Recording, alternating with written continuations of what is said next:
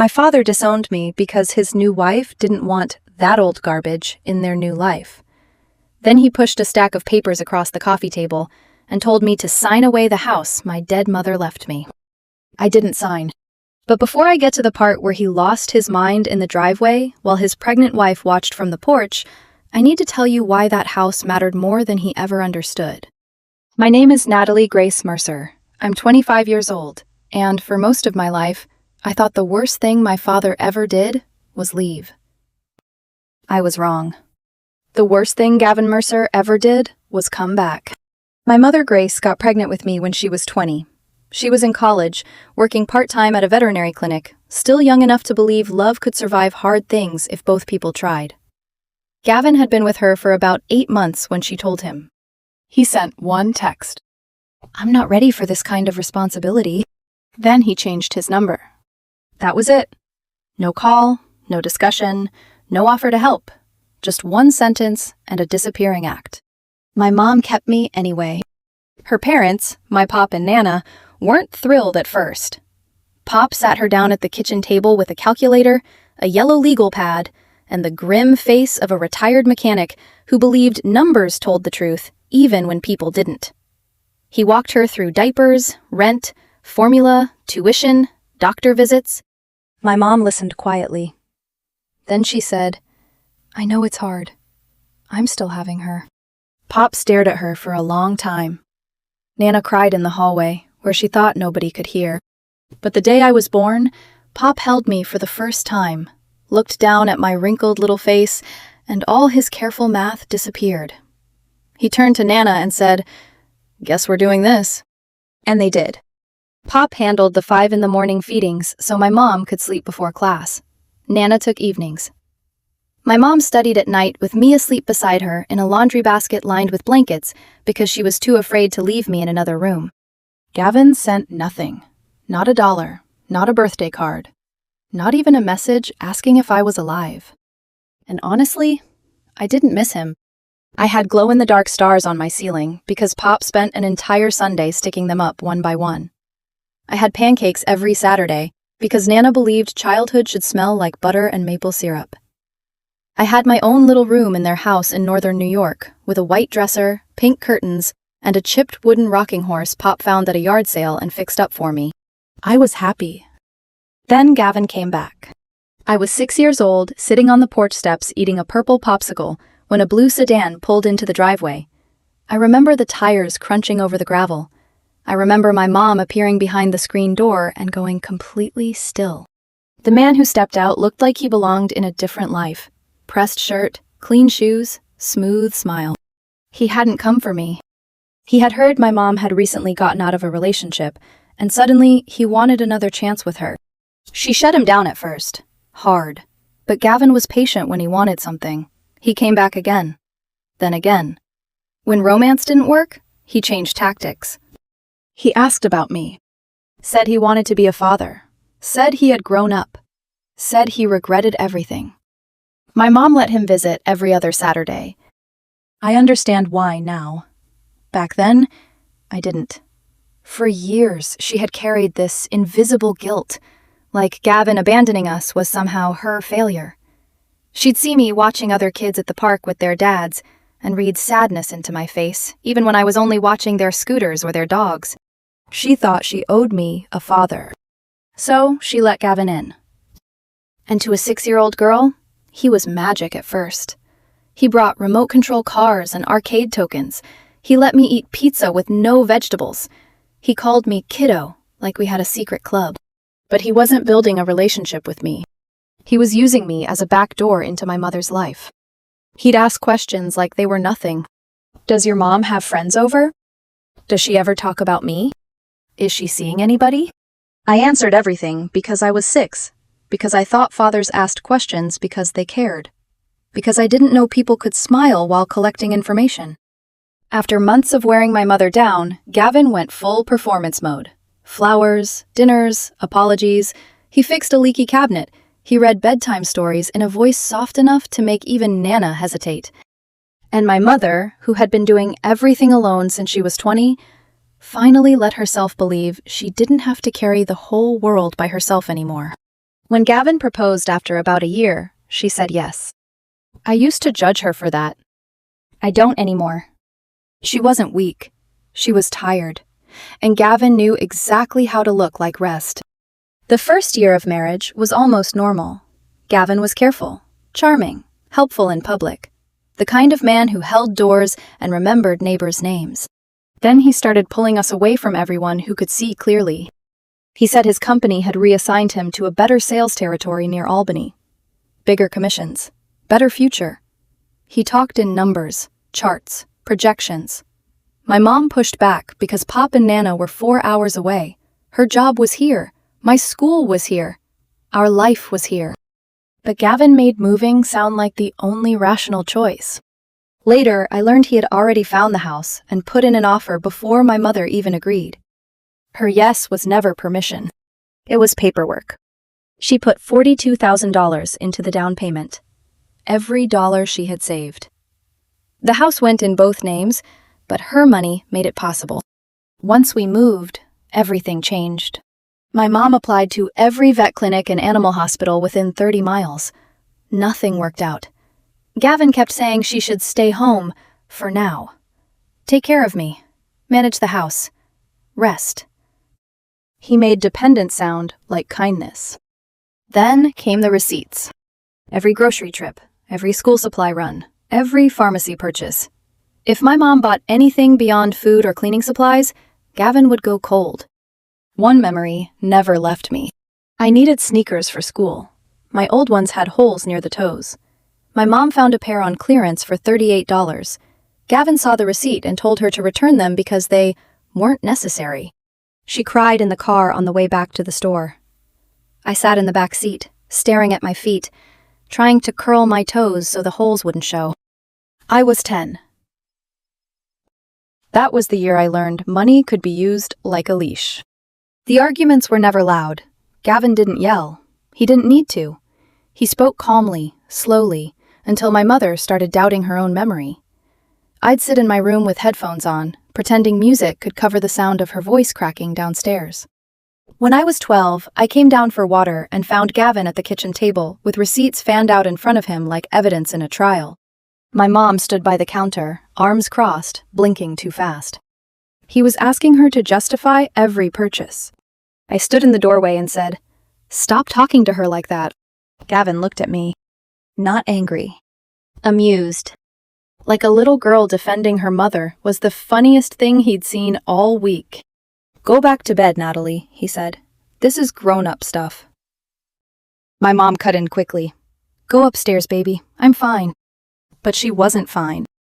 And she wasn't protecting him. She was protecting me from becoming his next target. I went upstairs, but I didn't sleep. I lay under those unfamiliar ceilings in that house my mother paid for, listening to Gavin's voice drone on for another hour, and something inside me shifted. My mother wasn't staying because she loved him. She was staying because he had made leaving feel impossible. No job, no savings, no family nearby, no room to breathe. He hadn't married her. He had trapped her. My mother was 34 when she told me she had cancer. Stage 3 ovarian cancer. I remember the kitchen smelled faintly like burnt toast because Nana had forgotten breakfast in the oven that morning. I remember the ticking clock over the refrigerator sounding unnaturally loud. Mostly, though, I remember how calm my mother looked while she told me her body was trying to kill her. She didn't sugarcoat it. "Baby," she said softly, folding her hands together on the table. "I'm sick, but I'm going to fight it." I nodded because she needed me to. Because children believe their mothers can survive anything if they say it confidently enough. For one terrifying second, I actually thought the diagnosis might change Gavin. That maybe hearing the woman he married could die would crack something open inside him. Maybe he'd become human for 5 minutes. Instead, he walked into the kitchen with a notepad. An actual notepad. He sat down across from my mother and started listing costs. Treatment estimates, hospital stays, prescriptions, insurance deductibles. He looked like he was preparing quarterly sales projections instead of discussing whether his wife might live long enough to see another Christmas.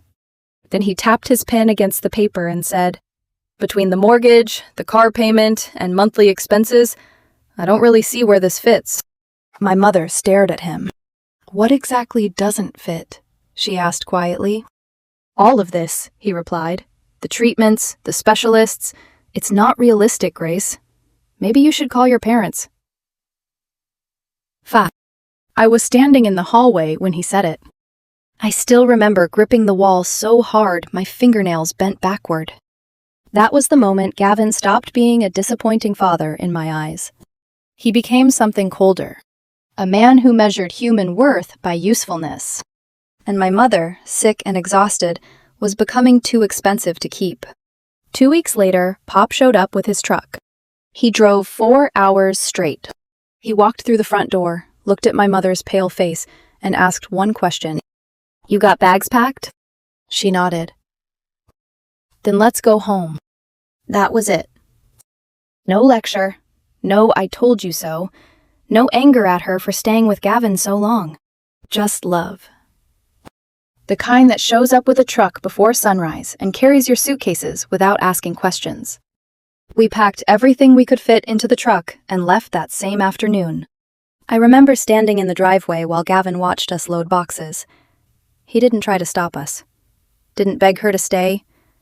Didn't hug me goodbye. He just stood there with his arms crossed, calculating. Probably already thinking about property values. He kept the house. Of course he did. The first month after we left, he called once a week. Not to ask how my mother was doing. Not to ask whether I was scared. Just logistics. What's happening with the insurance? When are we filing for divorce? What are you doing about the utilities? By the time chemo started, even those calls stopped. Pop drove my mother to treatment 3 times a week, 40 minutes each direction. He'd sit in the waiting room for hours with a newspaper folded in his lap and a thermos of black coffee beside him, so she never had to walk out alone. Nana kept the house running. She picked up extra shifts at the fabric shop, cooked meals my mother could barely eat, washed blankets that smelled like hospital disinfectant and nausea. They were both in their 60s. Neither hesitated for a second. But I could see what it was costing Pop. He got quieter. At night, he'd sit alone in the garage inside his truck, with the engine off, staring straight ahead into nothing. One evening, I found him there. "Pop?" I asked softly. He wiped at his face before turning toward me. "Hey, sweetheart. You okay?" He nodded too fast. Then, after a long silence, he admitted, "I should have fought harder when she married him." I leaned against the truck door, looking at his tired hands gripping the steering wheel. "This isn't your fault." He nodded again, but I could tell he didn't believe me. Pop carried guilt the way some people carry old war injuries. Quietly. Permanently. My mother got weaker fast. The chemo took her hair first. I helped shave the rest when it started falling out in clumps. She cried afterward, not because she looked different, but because she saw my face trying too hard not to react. Some days she couldn't walk upstairs without stopping halfway to catch her breath. I'd bring her water and sit beside her bed doing homework on the floor so she wouldn't be alone. And through all of it, Gavin never showed up. Not once. There's one night I'll never forget. My mother had a severe reaction after chemo. Around 2 in the morning, Pop rushed her to the emergency room. Nana stayed home with me. Neither of us slept. We sat at the kitchen table while the clock crawled toward morning. Nana kept twisting a dish towel in her hands over and over again until her knuckles turned white. At 6 a.m., the phone finally rang. Pop said my mother was stable. Nana lowered her head onto the table and cried. It was the only time in my entire life I ever heard that woman break. Later that morning, I texted Gavin. "Mom's in the hospital. It's bad." I watched the read receipt appear almost immediately. Then, nothing. No response for 11 hours. And when he finally texted back, his message said, "Will this affect insurance premiums?" I stared at my phone so long, my vision blurred. My mother was in the ER. I was 13 years old and terrified. And the only thing Gavin cared about was cost. I deleted the conversation. Didn't contact him again for 3 years. During treatment, my mother quietly met with an estate attorney. I didn't know any of this until later. She rewrote everything. Savings. Assets. Her share of the house. All left to me. She also made Pop and Nana my legal guardians. The attorney later told Pop something that still hurts to think about. In her final weeks, my mother seemed calmer than she had in years. I think it was because, for once, she was doing something Gavin couldn't control. She wasn't asking permission anymore. She was protecting me.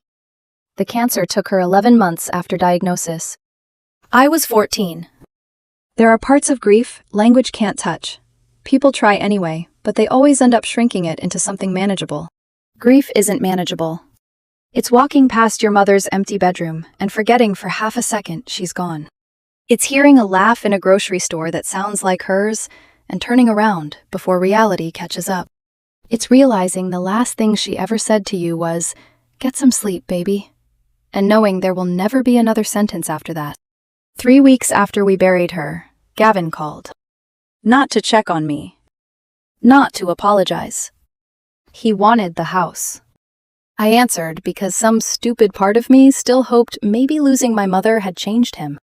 Instead, he got straight to business. "I've been looking into the property situation," he said. "Your mother's will is probably contestable. As the surviving spouse, the house should have transferred to me automatically." I sat there, gripping the phone so tightly my hand hurt. Then he added in the same smooth sales voice he used for everything, "The easiest thing would be for you to sign your portion over voluntarily, quick and clean, no lawyers." I was 14 years old. My mother had been dead less than a month. And this man was trying to sell me on surrendering the last thing she left behind. Pop heard enough from across the room to understand what was happening. He took the phone from my hand. I don't remember every word he said after that. I just remember the sound of his voice. I had never heard him that angry before. Not loud. Worse. Controlled. Like every sentence had to fight its way through years of restraint. After the call, Pop sat me down at the kitchen table and explained everything carefully. The deed, the will, ownership rights. My mother's attorney had protected me well. Gavin only owned his half. Mine was legally mine. Done. But Gavin didn't stop. Every few weeks, a new angle. Sometimes guilt. Your mother would have wanted me to have stability. Sometimes fake family sentiment. We should handle this privately, like family. Family. That word coming from him always sounded contaminated. Pop and Nana blocked him every time. At 14, 15, 16 years old, I needed that wall between us, and they never let it crack. I survived high school because of routine. That sounds small, but after losing your mother, routine becomes oxygen. Sunday dinners with Nana. Basketball practice after school. Homework at the kitchen table while Pop watched old football games loud enough to shake the cabinets. And weekends in the garage. Pop had been a mechanic most of his life. He believed every person should know how to change their own oil, replace brake pads, and recognize the sound of an engine in trouble before it stranded them somewhere dangerous. So every Saturday morning, he handed me tools. No dramatic speeches, no life lessons, just practical things. How's that socket feel? You're stripping the bolt. Ease up. I loved those mornings more than I understood at the time. The garage always smelled like motor oil and old coffee. Classic rock crackled through a dusty radio near the workbench. Sunlight came through the high windows in pale stripes, while Pop worked with the calm confidence of somebody who never needed attention to feel capable. One Saturday when I was 17, I got frustrated changing a brake rotor. The bolt wouldn't budge. I kept yanking harder, getting angrier each time until I slammed the wrench down onto the concrete floor. Pop watched quietly for a moment. Then he walked over and said, "The bolt's not your enemy, sweetheart." I frowned at him. "You're fighting it instead of working with it," he continued. "Steady pressure. Let the tool do the job." Then he walked away. That was it. No lecture. But years later, I'd realized that advice explained almost everything about how I eventually handled Gavin. Not screaming. Not revenge fantasies. steady pressure, paperwork, documentation, patience. Pop also taught me what real love looked like. Not Gavin's version, the kind that kept score and turned kindness into debt. Pop just showed up. quietly, repeatedly, without asking for applause. By the time I graduated high school, Gavin barely existed in my life. Sometimes he'd send a birthday text. Happy birthday! No punctuation, no warmth, like an automated reminder. Once he called on Christmas and spent under 3 minutes asking surface-level questions before abruptly hanging up. I remember sitting there afterwards staring at my phone, feeling embarrassed for even answering. I went to a state school up north with a partial scholarship. Studied accounting, Worked evenings at an auto parts store near campus to cover the rest. That combination made sense to me somehow. Numbers and engines, systems that either worked correctly or broke for identifiable reasons. Human beings were harder. Especially fathers. Sophomore year, I ran into one of Gavin's former coworkers at a gas station outside campus. The guy recognized my last name from my debit card while I was paying. "You Gavin Mercer's daughter?" he asked. I hesitated. Technically. He laughed awkwardly, immediately sensing something was off. Then he made the mistake people always make when they think they're being harmless. "Oh wow, your dad used to talk about you guys all the time at work." You guys, like we'd been a normal family. I forced a smile. "Really?" The man nodded while pumping gas. "Yeah, mostly complained about being stuck supporting his ex-wife and kid financially." I stared at him. My mother had put $42,000 into that house. My grandparents paid for most of her cancer treatment after Gavin told her there was no room in the budget. And somehow, in his version of history, he had been the victim. I thanked the guy politely, got in my car, and drove back to campus, gripping the steering wheel so hard my wrists hurt. That night, I started organizing everything. Every text from Gavin. Every voicemail. Every email. Every mention of the house. I built folders. Dates, screenshots, backups. The accounting student in me understood something important.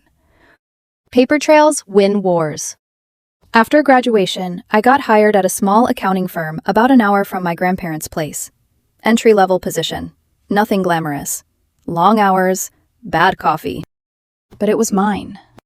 I rented a small apartment with creaky floors and terrible water pressure, and for the first time in my life, everything inside those walls belonged only to me. No Gavin. No tension humming through the rooms. No waiting for someone to criticize the cost of groceries. Around that time, I met Ethan. Ethan Walsh repaired industrial equipment for a manufacturing company nearby. Tall, calm, perpetually smelling faintly like cedar soap and machine grease. The kind of man who listened fully before speaking. We met because his company hired our firm during tax season. Romantic, right? Our first conversation lasted 20 minutes and mostly involved arguing about whether old Mustangs were overrated. Our second conversation lasted 3 hours. By the third date, he knew more about my grandparents than my father did. Ethan never pushed when it came to Gavin. He understood instinctively that some wounds aren't dramatic, they're structural.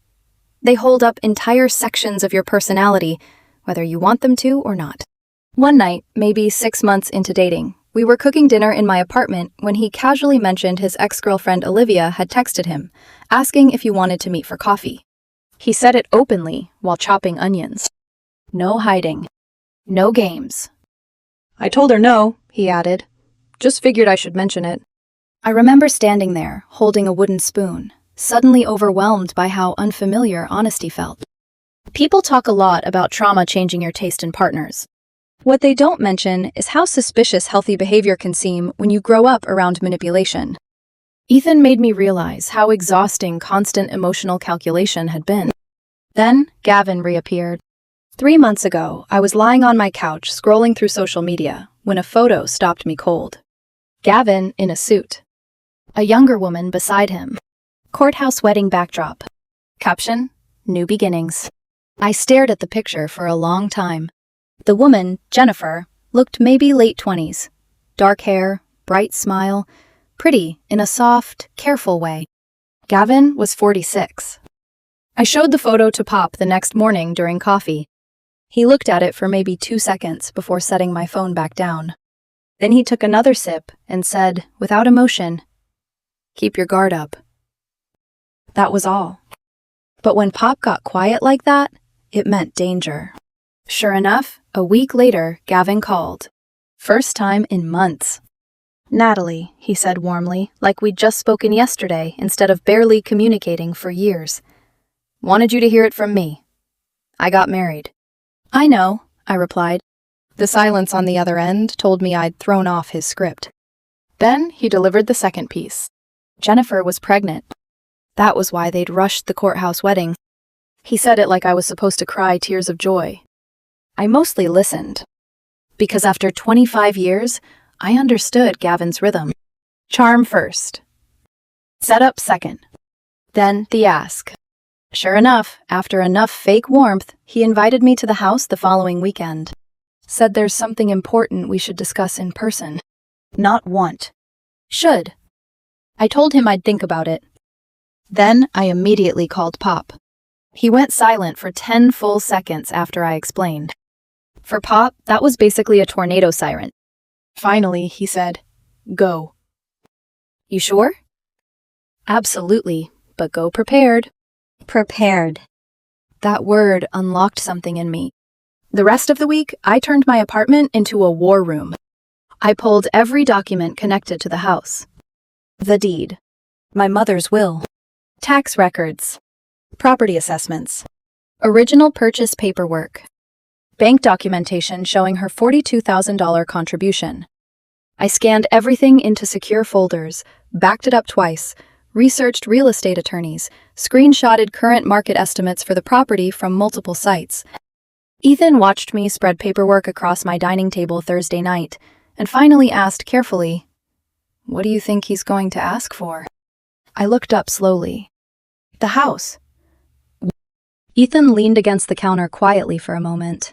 Then, he walked over and placed a cup of coffee beside me. "You don't owe him anything," he said softly. I nodded. But deep down, there was still this small, pathetic part of me that hoped maybe this meeting would be different. Maybe he wanted reconciliation. Maybe becoming a father again had changed him somehow. Maybe age had finally cracked open whatever hollow place existed inside him. That hope lasted right up until I walked into the house. The same house my mother had died trying to protect.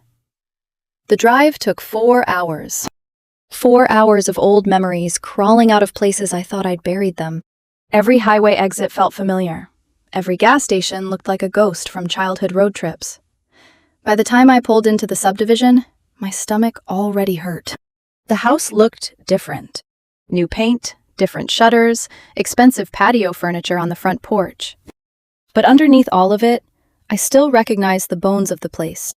The driveway where my mother once stood crying quietly after returning my school sneakers.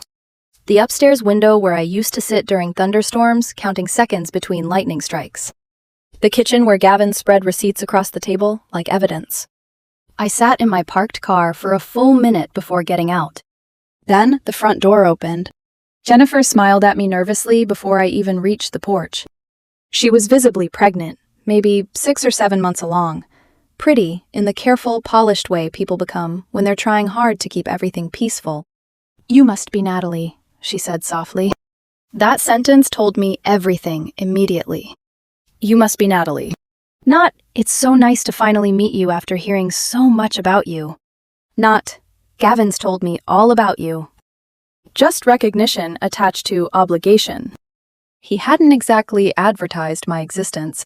I shook her hand politely. "Nice to meet you." She kept glancing back over her shoulder toward the living room before speaking again, like she needed invisible approval before every sentence. And suddenly, I felt cold. Because I had seen that behavior before. My mother used to do the exact same thing. Tiny pauses before speaking, quick glances checking mood shifts, quiet emotional adjustments happening in real time. Jennifer was already adapting herself around Gavin. The cycle had already started. Maybe she didn't fully realize it yet. Or maybe part of her did, and she was already convincing herself it was normal. Gavin appeared behind her, wearing jeans and a button-down shirt, like this was some casual family gathering instead of an ambush.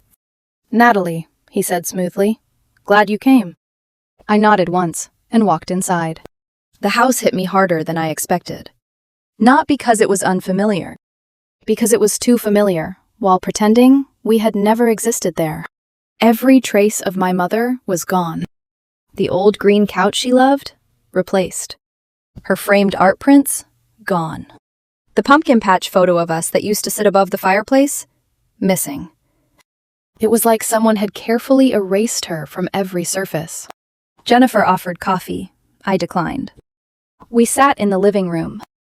Gavin leaned forward immediately, business posture already locked in place. No small talk. No, how have you been? Just tension. "We've been discussing the future," he began. "We. Not him. Never him alone." I interrupted quietly. "Can I use the bathroom first?" "Sure," he replied. Truthfully, I just needed air. I walked down the hallway slowly. And there it was. My old bedroom. Except it wasn't mine anymore. The walls were painted soft yellow now. A white crib stood in the corner with stuffed animals arranged neatly inside. A mobile turned lazily above it. A nursery. I stood frozen in the doorway. That room had once held every version of me. The little girl who stuck glow-in-the-dark stars to the ceiling. The teenager who listened to her mother cry through the walls. The daughter who sat beside a dying woman doing algebra homework because she was terrified to leave her alone. Now it smelled like baby powder and fresh paint. I swallowed hard and kept walking. On my way back, I passed the hallway closet. The door wasn't fully shut. Something inside caught my eye. A cardboard box shoved behind the vacuum cleaner. Picture frames. Face down. I don't know why I opened it. Maybe some part of me already knew. Right on top was the pumpkin patch photo. Me at 7 years old, wearing an oversized scarf. My mother laughing mid-smile beside me, while autumn leaves blurred behind us. I stared at that picture for a long time. They hadn't just taken it down. They had buried it beside cleaning supplies, like something embarrassing. Something disposable. Very carefully, I placed the frame back into the box and closed the closet door. Then something inside me quietly ended. Not explosively. Not dramatically. Just permanently. By the time I returned to the living room, I already knew my answer to whatever Gavin was about to ask. Number. Gavin folded his hands together. Jennifer and I have made some decisions about how things should work moving forward. Decisions. Plural. Already made. I sat down silently. First came the part that almost would have been funny if it weren't so cruel. "We think it would be confusing for the baby," Gavin said carefully, "if you continue calling me Dad." I blinked once. Jennifer nodded beside him like she was participating in a reasonable conversation. "So going forward," Gavin continued, "I'd prefer if you just called me Gavin. Like acquaintances. Like strangers who happen to share DNA." For a moment, I genuinely couldn't speak. Not because it hurt. Because it was so unbelievably pathetic. This man abandoned me once already, returned only when convenient, disappeared during my mother's cancer, and now wanted to formally demote me from daughter to inconvenience. I simply nodded. Okay. That seemed to throw him slightly. He probably expected emotion. Anger. Begging. Something. Instead, I just let him continue digging. "The second thing," he said, "is that Jennifer and I think it's best if there isn't contact with the baby for now." "For now?" I repeated. Jennifer leaned forward quickly. "Until they're old enough to understand complicated family dynamics." Complicated family dynamics. What a beautiful phrase for, "we'd rather pretend you don't exist." I looked at her for a second longer than was comfortable. She shifted slightly in her seat. Then Gavin finally reached the real reason for the meeting. The house. There it was. I need full ownership transferred into my name, he continued smoothly. It'll make estate planning easier for Jennifer and the baby moving forward. Need. Not want. Need. Like my mother's half of the house had naturally belonged to him all along. Then he reached down beside the couch and placed a stack of papers on the coffee table. Property transfer forms. Already filled out. My name typed neatly into every blank line. A pen resting on top. Prepared in advance. Like he genuinely expected me to walk in and surrender my mother's legacy in under 10 minutes. I stared at the papers. And for the briefest, most humiliating second, I almost did it. Not because it made sense. Because somewhere deep down inside me still lived that 6-year-old girl eating pizza with her father, still hoping one good decision might finally make him love her. Then I looked up at Gavin's face, and I saw it. Calculation. Nothing else. No emotion. No fatherhood. Just numbers moving behind his eyes. Something inside me went completely still. I pushed the papers back across the table. I'm not signing anything. The atmosphere changed instantly. Gavin's smile disappeared. Jennifer straightened in alarm. I continued calmly. And since you've both decided I'm not really part of this family, I'll be making that official legally too. You'll hear from my attorney. Gavin's composure cracked immediately. There's no reason to involve lawyers, he snapped. This is a family matter. I looked directly at him. We stopped being family the second you asked me to stop being your daughter. Jennifer jumped in suddenly, voice shaky. You're being unfair. We're just trying to create stability for our baby. I turned toward her slowly. And honestly, for one terrible second, I almost pitied her. Because I knew exactly what her future probably looked like. The financial control. The emotional rewriting. The careful erosion of self-esteem disguised as practicality. I had watched my mother drown in it. You should pay attention, I told her quietly. Her expression faltered. To what? To how he treats people once they stop being useful to him. Silence. Heavy and immediate. Jennifer looked at Gavin instinctively. Exactly the way my mother used to. I stood up and grabbed my jacket. Gavin followed me outside fast enough that I could hear panic underneath his anger now. Natalie, don't be dramatic. I kept walking. You'll regret this. Still walking. We can work something out. At the driveway, I finally turned around. You already worked something out, I said calmly. You just assumed I'd cooperate. Then I got in my car and drove away. My hands shook for almost 20 minutes straight. Not from fear. From clarity. I called Pop from the highway. He answered on the second ring. Well? I told him everything. Every word. Every paper. Every lie. When I finished, there was a long silence. Then Pop said 4 words. Now we go to work. Monday morning, I sat across from a real estate attorney named Phil Hartwick. Late 50s, gray hair, no-nonsense face. The kind of man who probably ironed his jeans. His office smelled faintly like old paper and burnt coffee. Framed certifications covered the walls, beside photographs of fish he'd apparently caught and felt proud enough to immortalize forever. I liked him immediately. Not because he was warm. Because he wasn't. Warm people had failed me plenty. Competent people were rarer. I handed Phil everything. My mother's will. The deed. Tax documents. Property records. Bank statements proving her $42,000 contribution toward the down payment. And most importantly, the folder. Every text, every voicemail, every email Gavin had sent over the years involving the house. Phil spent nearly an hour reviewing everything in silence. Then he leaned back in his chair and said, "Your position's solid." The relief hit me so hard, I almost got dizzy. Phil explained my options carefully. Option 1. Negotiate a buyout. Gavin pays fair market value for my half of the property. Option 2. file a partition action, and force the sale of the entire house through the court. I asked which he recommended. Phil folded his hands together thoughtfully. If you want honesty, he said. I do. He nodded once. Men like your father don't negotiate in good faith, ever. They delay, manipulate, exhaust people until they surrender. If you want this done cleanly, you force the sale and let the court remove emotion from the equation. I didn't hesitate.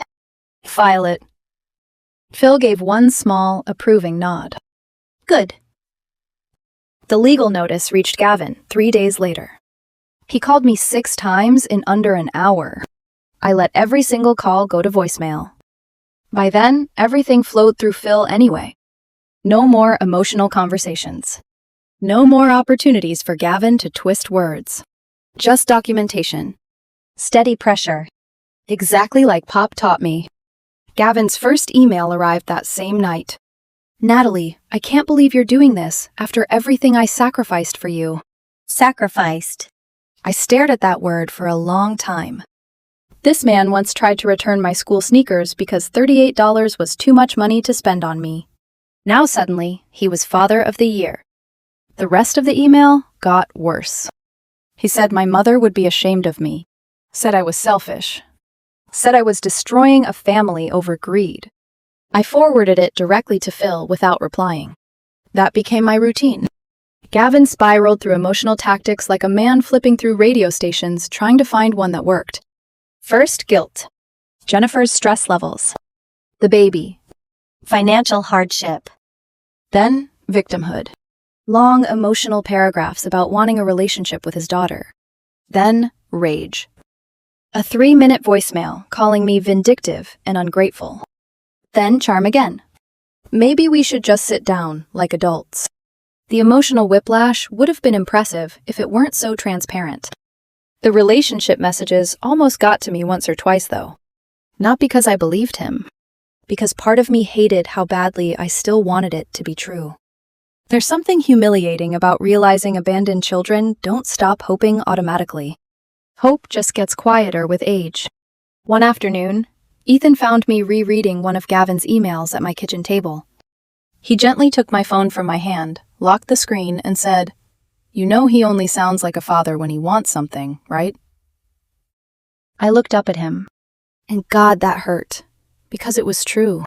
Ethan wrapped his arms around me from behind, while I stood at the counter, silently trying not to cry. "I'm sorry," he whispered. Not, "He's sorry." Not, "It'll work out." Just acknowledgement. It mattered more than he probably realized. Meanwhile, Gavin got desperate enough to contact Pop directly. Huge mistake. Phil later described the voicemail as legally fascinating. Gavin accused Pop of poisoning me against him for years. Pop responded exactly once, through email.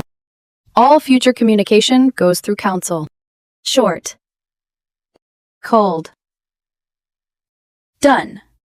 Then Gavin tried Nana. Because manipulative men always mistake kindness for weakness. Nana listened quietly while he rambled about family unity and misunderstanding. Then she interrupted him. "You abandoned my daughter while she was dying." Silence. "You don't get to use the word family with us anymore." Then she hung up. Last conversation either of them ever had with him. The court process moved surprisingly fast after that. Gavin hired his own attorney, who argued that because Gavin had paid the mortgage for years, he deserved a significantly larger percentage of the final sale. Phil expected that argument immediately. "Yes, he paid," Phil explained to me afterward. "But ownership still matters. Your mother's contribution matters. The deed matters." Then Gavin's attorney tried something uglier. They argued Grace may have signed the will under emotional distress because she was terminally ill. That nearly made me physically sick. Phil shut it down instantly. He presented statements from the estate attorney. Medical evaluations confirming my mother was fully lucid during the signing. Proper witnesses. Correct filing procedures. Everything airtight. The judge barely spent 30 seconds considering Gavin's argument before moving on. That was the moment I knew he had lost. Not dramatically. No courtroom speeches. No cinematic outburst. Just a judge flipping past Gavin's best argument like junk mail. The court ordered the property sold. Gavin fought viciously after that. Delay requests. Extension filings. Complaints about timing. But eventually, even his lawyer seemed exhausted by him. The house hit the market and sold in 3 weeks. Final sale price, $310,000. After mortgage payoff, legal fees, closing costs, and adjustments, my portion came out to just over $89,000. I remember staring at the deposit notification on my banking app in complete silence. Not joy. Not triumph. Just finality. My mother had spent years trapped in that house. And now, finally, part of her sacrifice had come back to me instead of disappearing into Gavin's hands. I handled the remaining paperwork immediately. Phil drafted a formal no-contact notice. I legally changed my last name from Mercer to my mother's maiden name, Bennett. Natalie Grace Bennett. The first time I saw it printed officially, I cried in my car outside the courthouse. Not because I lost something. Because I finally stopped carrying someone else's damage as my identity. I updated emergency contacts, medical forms, Beneficiaries. everything. Every legal tie connecting me to Gavin disappeared piece by piece. And beneath the relief, there was grief, too. Not for the father I had. For the father I kept waiting for. The one who never existed. About a week after the sale closed, Jennifer called me. I almost didn't answer. Big mistake. She started screaming before I could even say hello. "Are you happy now?" I pulled the phone away from my ear. Apparently, she and Gavin were living in her parents' basement temporarily with the newborn baby. According to Jennifer, I had destroyed their lives. Taken everything. Broken Gavin emotionally. I listened quietly while she spiraled. And the strange thing was, she believed every word she was saying. This wasn't manipulation. It was indoctrination. Then she said something that made my entire body go cold. "He told me you signed the house over years ago." Silence. What? "He said the house was fully his. He said your name was never even on anything." I closed my eyes slowly. Of course. Of course Gavin had lied. He married this woman, moved her into a co-owned property, got her pregnant there, all while pretending full ownership existed. Jennifer didn't even know the truth until the legal notice arrived. That was the man she was defending, not a victim. A liar running the same cycle again. She kept yelling for another minute before finally stopping long enough to breathe. Quietly, I said, "Jennifer, he's not my father anymore. He made that decision himself." Silence. Then I added softly, "Good luck." And I hung up. Blocked her number. Blocked Gavin's, too. Set email filters so everything from either of them routed directly into a folder Phil could access if needed. Clean. Documented. Finished. Some people will probably think I should have walked away and let Gavin keep the house. That maybe being the bigger person would have been kinder. I thought about that too. A lot. Late nights during the court process, I'd lie awake wondering whether part of me wanted revenge more than justice. But every time I came back to the same truth. My mother worked herself half to death saving for that house. She poured $42,000 and years of sacrifice into it, while Gavin treated her like an expense report. Then she got cancer, and he told her to call her parents. 3 weeks after her funeral, he came for her property, before her headstone was even finished. Number. He had already taken enough from her. I wasn't going to let him take the last thing she left for me, too. The money sits mostly untouched now in a high-yield account, while I finalize plans for my auto repair shop. Pop cried the first time I showed him the business proposal. Pretended he had something in his eye afterward. Ethan says the name should include Grace somehow.